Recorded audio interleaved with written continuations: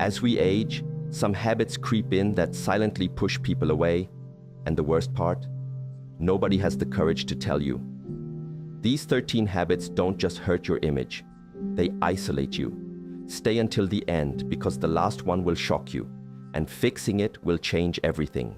Inner resistance. We begin not with an action you take, but with an inner state of being, a persistent low-grade inner friction. Consider a stream that flows from a high mountain. In its youth, its journey is effortless. The water is clear, fast, coursing over stones with a sound that is pure life. It carves its path with an innate, unthinking power, nourishing everything it touches. But imagine if this stream becomes stagnant, if its natural flow is choked by fallen logs, tangled debris, and the slow settling of mud. The water grows murky and still. It loses its vitality, its song. It no longer nourishes the land around it.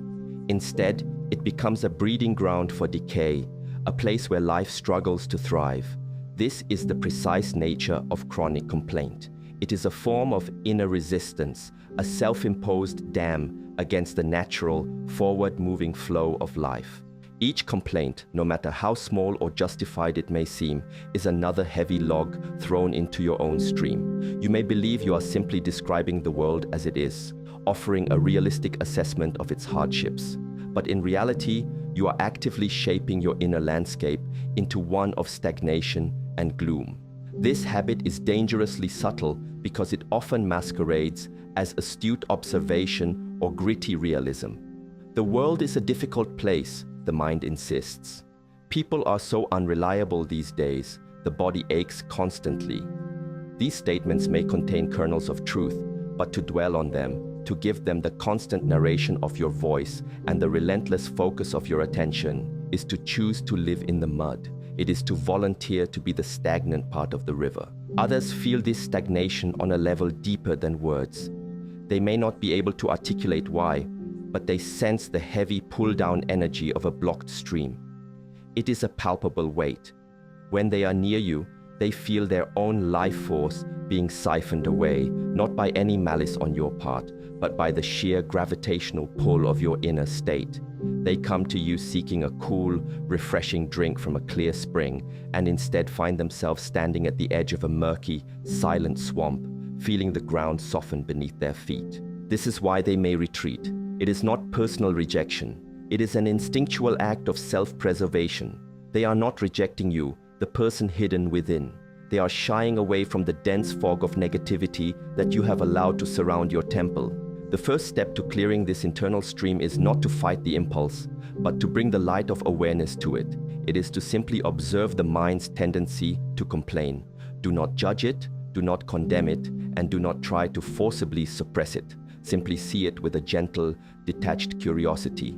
Ah, there is the thought that wishes to speak of what is lacking. There is the feeling that wants to announce its discomfort to the world. In this space of gentle observation, you create a sacred pause. A moment of stillness forms between the initial impulse and the habitual action of speaking. Within that precious space, a new choice becomes possible. The choice to let the thought pass like a cloud in the sky, to allow the feeling to exist without granting it the power of your voice, and in doing so, to preserve your own precious life force for what truly matters. This leads us to a deeper, more pervasive layer of this inner resistance, the habit of pervasive negativity. Where complaining is the audible outward symptom, negativity is the silent chronic disease of the spirit. It is the fundamental lens through which the mind learns to view the entire world. It is the quiet, bedrock assumption that the gathering cloud will inevitably bring a destructive storm, that a kind word must surely hide a selfish motive, that a new day will only bring a more exhausting version of the old problems. This is far more than just a fleeting bad mood. It is a meticulously trained, deeply ingrained pattern of perception. In the Yi subtle training of the mind, we come to understand a simple law. What we focus on grows. Imagine you are tending a garden. If you give all your time, energy, and attention to the weeds, studying their resilience, lamenting their spread, watering them with your focus, the flowers, the fruits, the herbs will inevitably wither from neglect. Negativity is the conscious or unconscious act of watering the weeds of your mind. You slowly, imperceptibly become a world-class expert in what is wrong, what is broken, what is missing, and what is bound to fail. And while this dark expertise may feel like a form of protection, a cynical shield to ward off future disappointment, it is in fact a self-built prison. It locks you out from the very possibility of spontaneous joy, pleasant surprise, and genuine, open-hearted connection. People who are diligently cultivating their own inner gardens are exquisitely sensitive to this. They can feel almost instantly when they are in the presence of a mind that has dedicated itself to its weeds. Your words might be polite and your smile may be in place, but your energy, your very essence, speaks of a barren field where nothing is expected to grow.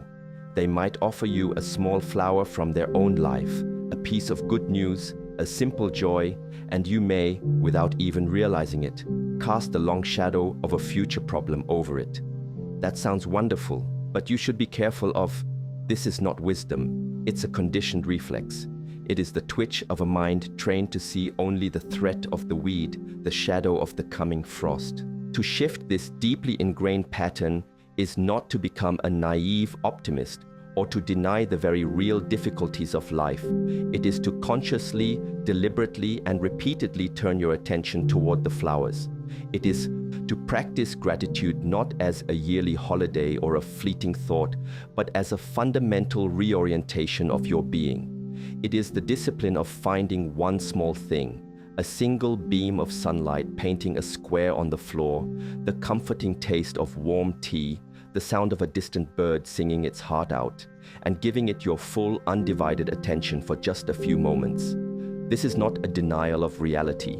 It is a deeper, more complete alignment with it, for reality always contains both the weed and the flower. The choice of where to place your energy is the very essence of inner freedom. When you begin to consciously tend to your flowers, your entire being begins to radiate a different quality, a gentle warmth that invites others to come and share the beauty of their own gardens with you. The final and most powerful form of this inner resistance, the one that completes this tragic cycle of self-isolation, is the habit of blame. To complain is to state the problem. To be negative is to live in constant expectation of the problem.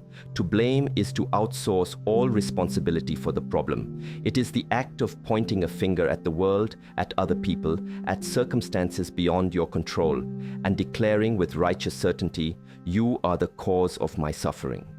This is perhaps the most seductive and ultimately destructive of all mental habits. It is seductive because it offers a fleeting, intoxicating moment of relief. In the instant you place the source of your unease outside of yourself, you feel a temporary release from its heavy burden. You become the innocent victim, the righteous one, and the other inevitably becomes the perpetrator. But this relief is a fast-acting poison. It is the ultimate act of giving away your own power. If the cause of your inner state, your anger, your sadness, your frustration is always and forever external, then you are, by your own definition, completely helpless.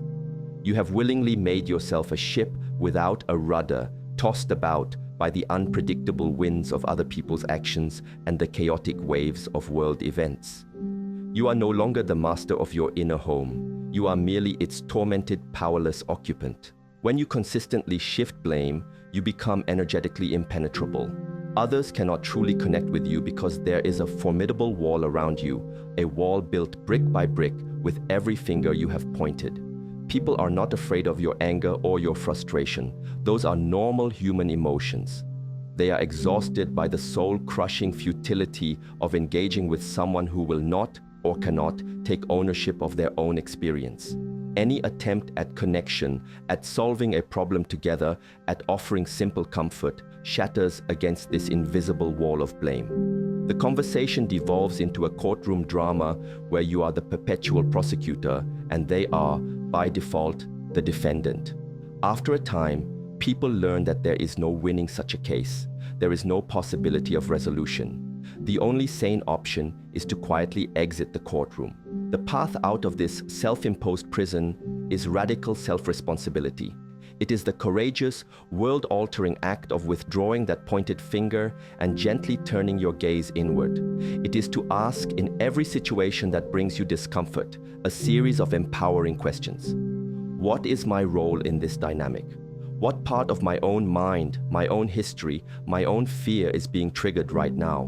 What is this moment trying to teach me? This is not about self-blame, which is just another form of negativity dressed in different clothes. It is about empowerment. It is the profound, life-changing realization that if you are the ultimate source of your own inner experience, then you, and only you, hold the absolute power to change it. When you truly embrace this, the wall comes down. You become open, approachable, and deeply, authentically powerful. You cease to be a victim of the world and become a curious student of it and a gentle master of yourself. Breaking yesterday. Now, we must speak of time and the mind's troubled relationship with it. The mind, in its untrained state, is a restless and anxious traveler. It rarely stays in the peaceful territory of the present moment, which is, ironically, the only place where life is actually happening.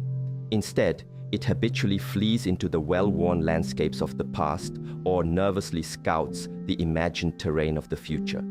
One of the heaviest burdens we can carry, especially into our later years, is a stubborn attachment to yesterday. This manifests as the habit of living in past glories. It is the constant, repetitive retelling of old stories, the relentless polishing of long-tarnished trophies, the quiet but firm insistence that the best days are irrevocably behind us. The person who does this is like a man who stands in a beautiful sunlit garden, vibrant with life, but keeps his eyes fixed on a single, faded photograph of a garden from long ago. He describes the old photograph in meticulous, loving detail. The exact shade of the roses, the imagined scents, the precise way the light fell on a particular afternoon. But in doing so, he is completely blind and numb to the living, breathing beauty that surrounds him in this very moment. He cannot see the new blossoms that have opened today. He cannot feel the warmth of the current sun on his skin. He cannot hear the laughter of a child playing nearby. He is a ghost in his own life, haunting the present with memories of the past. When you are in conversation with someone trapped in this nostalgic state, you feel this ghostly, disconnected quality. You sense that you are not really speaking with a living, present person. You are listening to a pre-recorded message. The energy is not reciprocal. It's a one-way broadcast. You might share something tender and real from your present life, your current struggles, your recent joys, your uncertain questions, and the response you receive is a story from a different decade, a different life, starring a different version of them. It is a conversational dead end, a cul-de-sac. There is no shared ground in the now. The connection is severed because one person is simply not there. People begin to avoid this, not because they disrespect your past or belittle your accomplishments. They retreat because they deeply crave a living, breathing connection. They want to be seen and heard right here in this moment. They want to walk with you in the garden that is alive today. If you are constantly pointing to a faded photograph, they will eventually grow tired of looking at it. They will feel unseen and unheard and will gently wander off to find someone who is willing to look at the living flowers with them. The practice here is one of gentle release. It is to acknowledge the beauty and importance of the photograph, to honor it for what it was, but then to consciously, deliberately put it down. It is to retrain your senses to perceive what is right here in front of you. What do you see right now? What do you hear? What can you feel on your skin? By anchoring yourself in the raw, sensory data of the present moment, you come back to life. You rejoin the world of the living, and you become a person with whom others can joyfully share the now. The other side of this same coin, the dark shadow of clinging to past glories, is the corrosive habit of harboring old grudges. If living in past glories is like staring at an old photograph, then nursing a grudge is like choosing to carry a heavy sack of hot coals everywhere you go. You convince yourself that you are carrying it to one day find the perfect moment to throw it at the person who wronged you. But in the meantime, hour after hour, Day after day, the only person being burned is you. A grudge is a story of pain that you refuse to let end. You keep it alive with the fuel of your attention, replaying the scenes of hurt and betrayal over and over in your mind's eye, each time feeling the sting as if it were fresh. This endless, obsessive loop consumes a tremendous amount of your precious life force. It is an internal fire that requires your constant energy to keep it burning. The acrid smoke from this fire clouds your vision of the present, and the intense heat from it slowly poisons your heart. You begin to see potential betrayals everywhere, in everyone. You become suspicious, defensive, and emotionally brittle. The natural joy and openness that allow for new, healthy connections are systematically scorched away by the radiant heat of your old wounds. This internal state is powerfully palpable to others. They feel the heat, even if they don't know its source.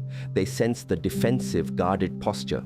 When they approach you with an open and friendly heart, they are met with the tense, prickly energy of a fortress under constant siege. Your conversations become subtly laced with bitterness, with cynical remarks, with dark warnings drawn from your old unresolved battles. You are, through your energy, teaching them that connection is dangerous, that trust is foolish, and that vulnerability is a mistake.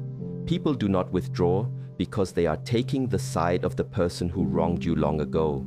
They withdraw because your fire is simply too hot. It is painful to stand near someone who is constantly, willingly burning. They are not judging your original wound. They are protecting themselves from your ongoing fire. The healing of a grudge does not require you to condone the harmful actions of another. It does not mean you must forget what happened or pretend it wasn't painful. The healing is not for them, it is entirely for you. It is the conscious, courageous decision to put down the sack of hot coals. It is the profound recognition that by continuing to carry them, you are only extending your own suffering indefinitely. It is an act of profound self-compassion. It is saying, I will no longer allow this past event to consume my present peace and poison my future joy. When you finally put down the coals, the fire dies down. The smoke clears. Your heart, though it may be scarred, can begin to feel the cool, gentle breeze of the present moment once more. You become a safe harbor again, a place where others can find rest instead of feeling the searing heat of an old, forgotten war. This deep attachment to the past, whether through clinging to glory or to grievance, culminates in a subtle but powerful habit that cements isolation, a pervasive resistance to new ways. The world is in a constant, beautiful, and sometimes jarring state of flux.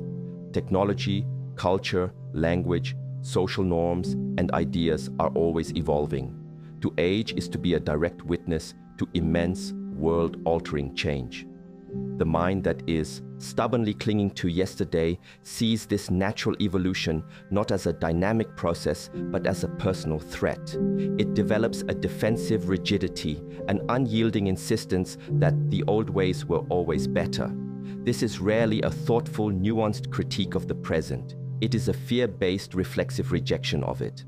It is the mind's desperate attempt to create a stable, predictable world by rejecting anything that is unfamiliar or challenging. This habit often manifests in seemingly small ways: a dismissive refusal to learn a new skill, a cynical scoff at new music or art, a constant weary complaint about how young people communicate. But these small daily rejections add up.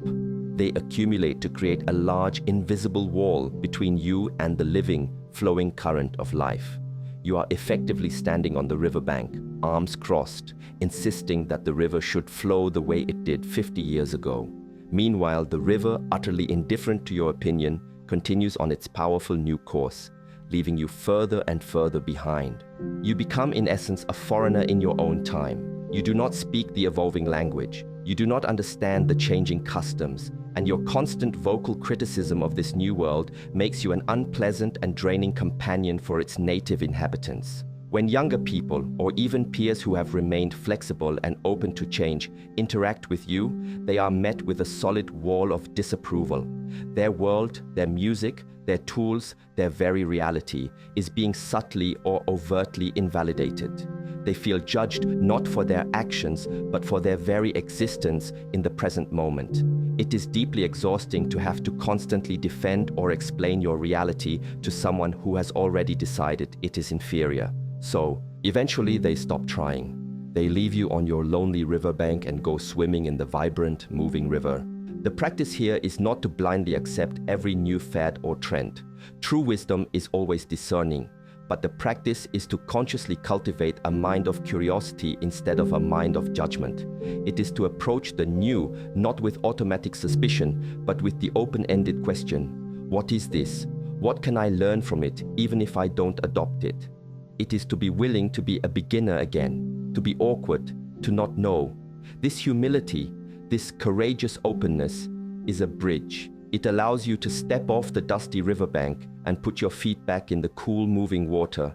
It makes you a fellow traveler once again, someone who is engaged with the world as it is, not as it was. And that is a person with whom anyone of any age would want to walk. Ego's grasp.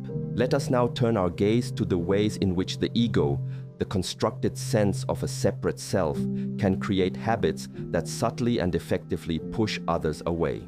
The ego's primary function is to maintain and enhance itself. In its imbalanced and insecure state, it does this in ways that are deeply and tragically isolating. One of the most common manifestations of this is the arrogance of unsolicited advice. This habit is particularly tricky because it masterfully disguises itself as helpfulness, as wisdom, as genuine caring. You see someone struggling with their career, their relationships, their health, and your mind, your ego, immediately jumps in with a prepackaged solution. You know what you should do. Listen, what you need to do is, if I were in your shoes, I would simply... You sincerely believe you are offering a precious gift, a map to save them from their pain. But what are you truly doing in that moment? You are not listening. You are not holding space for their unique and complex experience. You are, on a subtle level, asserting your own superiority. The unspoken message thrumming beneath your helpful words is, I know better than you. Your way of handling this is wrong, my way is right. Allow me to fix you. This is not a genuine act of connection. It is a subtle act of control. It implicitly invalidates the other person's intelligence, their intuition, their resilience, and their own sacred life path. They likely did not come to you for a prescription. They came to you to be seen and heard in their struggle. They wanted to feel the simple, wordless warmth of your presence, not the cold, sharp logic of your solution. When they are consistently met with unsolicited advice, they learn over time that it is not safe to be vulnerable with you. You have become a problem solver, not a sanctuary. They will eventually stop sharing their difficulties with you because instead of receiving the comfort they crave, they receive a lecture. They feel less like a person to be understood and more like a project to be completed. The practice of true wisdom lies in the art of skillful silence. It is the profound discipline to feel the impulse to fix arise and to consciously hold it back. It is the ability to listen with such profound, unwavering attention that the other person feels safe enough to untangle their own thoughts and find their own solution. Your quiet, attentive presence becomes a clear mirror in which they can see their own situation more clearly. Sometimes, the greatest and most compassionate gift you can offer is not an answer, but a simple, open-ended question. That sounds incredibly difficult. How are you feeling with all of that? This question opens a door to true connection. The unsolicited advice slams it shut. By learning to offer your presence instead of your prescriptions, you transform from an instructor into a trusted confidant. Flowing directly from this same impulse to advise is the related habit of dominating conversations. This represents a fundamental imbalance of speech, where the energy flows only one way, out from you. This is not a dialogue. It is a monologue disguised as a conversation. The other person is relegated to the role of a passive audience for your endless stream of stories, your firmly held opinions, your detailed personal experiences. You might ask them a perfunctory question, like, "How are you?" But before they can offer more than a simple, one-word answer, you seize upon it as a launchpad to talk more about yourself. "Oh, you're tired. Let me tell you about the time I was so tired that..." The conversational current is constantly, skillfully rerouted back to the familiar landscape of your own life. This habit often springs from a deep, unacknowledged inner emptiness. It is the ego's desperate, frantic attempt to feel significant, to prove its existence and importance by taking up all the available energetic and auditory space. It is a hunger that can never be satisfied because external validation is a fleeting, insubstantial nourishment. The paradox is that the more you talk to be seen, the emptier you feel, and so the more you feel the desperate need to talk. For the person on the receiving end, this is an incredibly draining and invalidating experience. They feel invisible, unheard, and fundamentally unimportant. They are not a participant in the connection. They are simply a receptacle for your ego's voracious needs. They sit there nodding politely, waiting for a conversational gap that never arrives. Their own stories, thoughts, and experiences dissolving unspoken in their minds. It is a profoundly lonely way to be with another person. They leave the interaction feeling not refreshed or seen, but depleted, erased, and oddly hollow. They learn that a conversation with you is not a collaborative exchange, but a theatrical performance in which they are the silent, captive audience. And so, eventually, they stop buying tickets to the show. The antidote to this is the cultivation of a listening that is deeper than simply waiting for your turn to speak. It is the dedicated practice of mindful listening. It is bringing your full, undivided attention to the words, the tone of voice, the pauses, and the body language of the other person. It is listening with the sole intention to understand, not to formulate a reply. It is to become genuinely, profoundly curious about the inner world of another human being. When you do this, something remarkable happens. Your own desperate need to speak begins to diminish, because in the sacred act of truly receiving another, you become filled. The emptiness inside you is nourished not by the sound of your own voice, but by the precious, freely given gift of another's trust. This conversational imbalance is often supported by a smaller but equally disruptive habit: the constant reflexive interruption. To interrupt someone mid-sentence is a subtle but distinct act of violence. It is to implicitly say, "What I have to say right now is more important than what you are in the middle of saying. My thought is more valuable than your thought." It shatters the other person's delicate train of thought and communicates a profound lack of respect for their inner process. It may be driven by excitement, by an eagerness to agree and show you're on the same page, or by the same egoic need to be heard that drives conversational dominance. But regardless of the underlying intention, the effect is the same. It makes the other person feel that their contribution is not truly valued. They become hesitant to share anything of substance because they begin to anticipate that their narrative will be fractured, their point derailed before it can fully form. They begin to offer shorter, more superficial answers, instinctively protecting their deeper, more complex thoughts from being trampled. The conversation becomes a minefield of potential interruptions, and they learn to tread very carefully, or to avoid the field altogether for their own peace of mind. The discipline required to overcome this deep-seated habit is immense. It is the dedicated training of the mind to become a patient observer of its own frantic impulses. When you are truly listening to someone, you will notice thoughts arising in your own mind. A brilliant counter-argument, a perfectly related story, an urgent question. The untrained mind immediately latches onto this thought and feels a powerful, anxious need to express it before it is lost forever. The trained mind simply acknowledges the thought with a gentle inner nod. Ah, a thought has arisen, and then lets it go, immediately returning its full attention to the speaker. This is a profound act of generosity. You are giving the other person the precious gift of unbroken space. You are trusting that if your thought is truly important, it will either return later when it is appropriate, or the conversation will evolve to a place where it is no longer even necessary. By prioritizing the other person's expression over your own, you create an environment of deep, psychological safety. They feel respected, honored, and safe enough to be fully themselves. This is the fertile ground in which true intimacy and trust are grown. It is in the silent, generous spaces you provide, not the clever words you inject, that the deepest connections are forged. You become someone people confide in, not just talk at. Tending temple. We must now turn our attention from the habits of the mind to the habits of the body and its immediate environment. For the body is not separate from the spirit. It is its physical expression in this world, its sacred temple for this lifetime. And how we tend to this temple sends a powerful non-verbal message to everyone we meet, a message that is received long before we ever speak a word. The first habit in this domain is the subtle neglect of one's physical bearing. This is not about the pursuit of vanity or conforming to some superficial, culturally imposed standard of beauty. It is about the powerful, silent language of the body. It encompasses posture, basic hygiene, and the general care with which we present ourselves to the world. To allow one's shoulders to permanently slump forward, to walk with a constant shuffle, to neglect the simple, fundamental cleanliness of one's body and clothes, these are not just inevitable signs of aging. They are the outward manifestations of an inner resignation.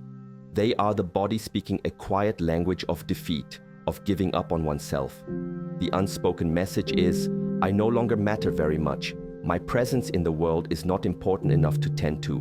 This energy of self-neglect is deeply and uncomfortably felt by others. When they see a temple that has been allowed to fall into disrepair, with crumbling walls, a faded facade, and overgrown weeds, they intuitively infer that the spirit within is no longer honored or cherished. It creates an unconscious feeling of sadness and discomfort in the observer. They may not consciously think to themselves, this person doesn't respect themselves, but they feel an oppressive energy of depression, apathy, and decline. It is difficult to form a vibrant, uplifting connection with someone who is broadcasting a constant signal of self-abandonment. It can feel as though you are intruding on a private state of quiet decay. Furthermore, basic hygiene is a fundamental, non-negotiable form of social respect. It is a tacit acknowledgement that we share space with other sentient beings, and we have a basic responsibility to make that shared space pleasant, or at the very least, neutral. When this basic respect is consistently absent, it creates an immediate and powerful biological barrier. It makes people physically uncomfortable on a primal level, and it forces them to retreat to a more comfortable distance. The practice here is one of mindful embodiment. It is to bring a gentle, loving awareness back into your physical self. It is to stand a little straighter, not out of egoic pride, but as a simple physical expression of inner dignity. It is to tend to the simple rituals of washing and grooming, not as tiresome chores, but as quiet acts of respect for the precious, miraculous vessel that carries you through this life. When you care for your temple, you are not trying to impress others. You are affirming your own intrinsic value, and that quiet, steady dignity becomes a magnetic force, drawing others toward the well-cared-for sanctuary of your presence. Just as the body is the sacred temple of the spirit, your personal space, your home, your room, your car is the temple's outer courtyard. The habit of disregarding one's environment is a direct and often startlingly accurate reflection of a cluttered and chaotic mind. To live in a space that is consistently disorganized, dirty, or filled to the brim with unused and unloved objects is to live inside a physical representation of your own inner world. The mind that cannot let go of old grudges is the same mind that cannot let go of stacks of old newspapers. The mind that is filled with anxious, looping, unproductive thoughts is the same mind that creates piles of clutter with no clear purpose or home. Your environment becomes a perfect mirror of your internal state. You are not just living in a mess. You are living inside your own unresolved mental and emotional baggage made manifest.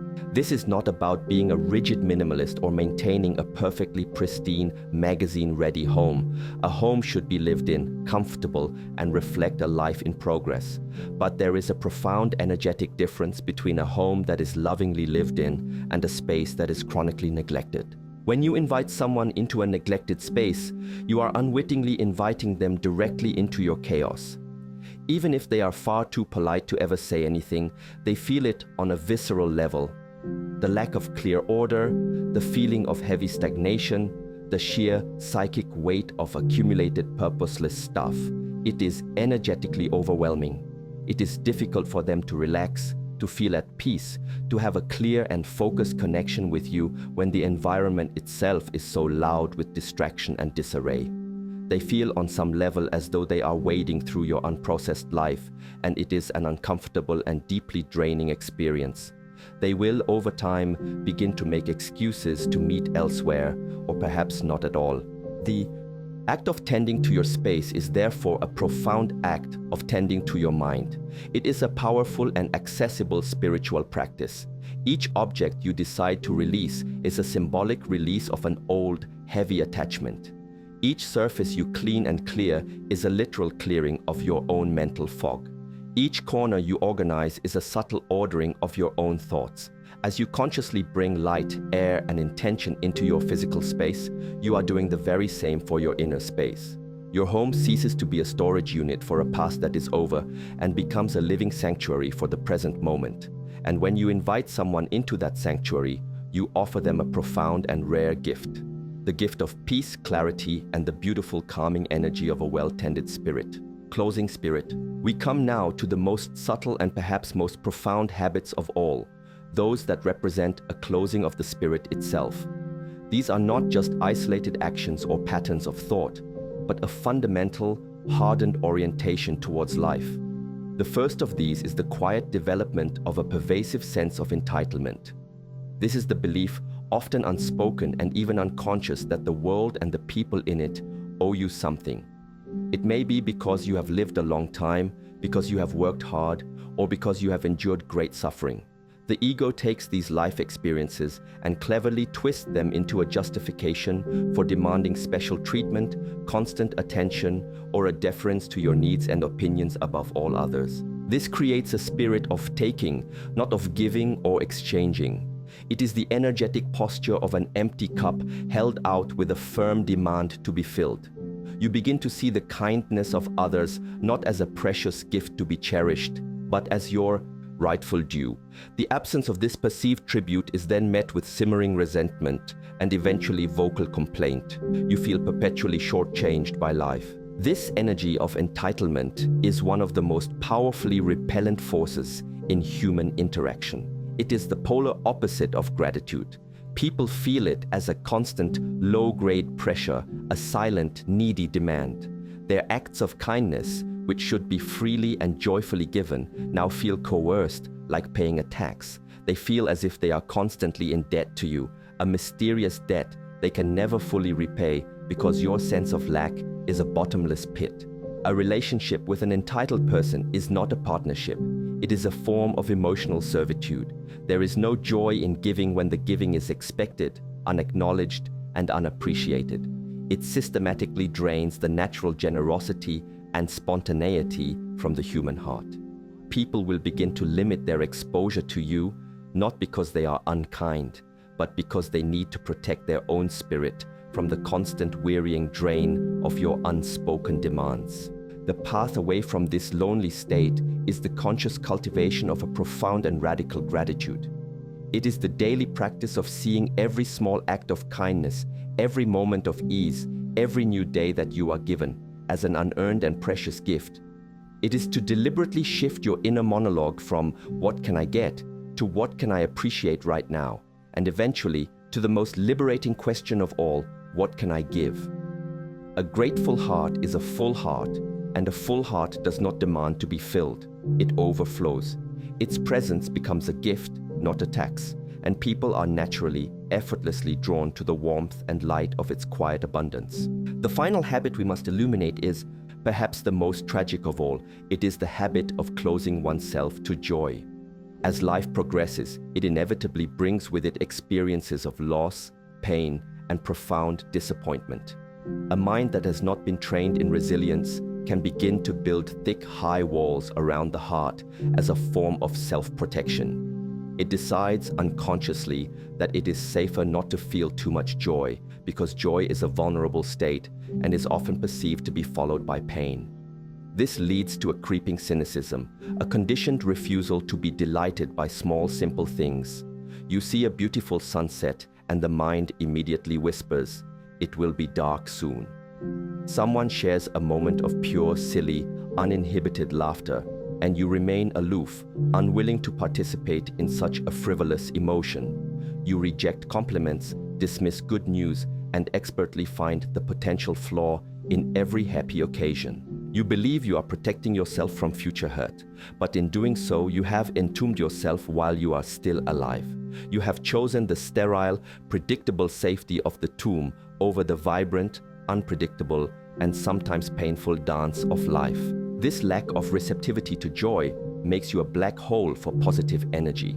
People come to you, full of life, wanting to share their light and their good fortune, and they are met with a dense, joyless void that absorbs their enthusiasm. Their laughter dies in their throat. Their excitement withers in your presence. You become known as a wet blanket, a downer, not because you are actively malicious, but because your own spirit has forgotten how to dance. You are silently teaching them that joy is naive, that hope is for fools, and that celebration is a waste of time. And people, especially those who cherish their own vitality, will instinctively move away from this energy to protect their own precious flame. The practice to reverse this slow death of the spirit is one of courageous vulnerability. It is the conscious daily decision to say yes to life with all its messiness, uncertainty, and beauty. It is to intentionally look for and deeply savor the small, fleeting moments of grace and delight that fill every day. It is to allow yourself to laugh fully and without reservation, even at something silly. It is to accept a genuine compliment with a simple, open thank you, allowing its warmth to actually enter your heart. It is the ongoing practice of letting life in. It requires immense courage because an open heart can indeed be hurt. But an open heart can also love and laugh and connect and experience the boundless, breathtaking wonder of being. A closed heart can do none of these things. It can only slowly suffocate in its self-made safety. Aging is not a process of inevitable decay, it is a process of refinement. It is the sculptor's final, most skillful touches on a masterpiece of a life. These habits we have spoken of are not a life sentence carved in stone. They are merely patterns of energy, imbalances of the mind that can be seen, understood, and transformed with gentle, persistent awareness. They are the coarse, heavy stone that must be chipped away to reveal the luminous, authentic form that has been there all along. By cultivating your inner world, by tending to your mind as a garden, your body as a temple, and your spirit as a sacred flame, you cease to be someone that people feel they must endure out of obligation or pity. You become a sanctuary they seek out for refuge and renewal.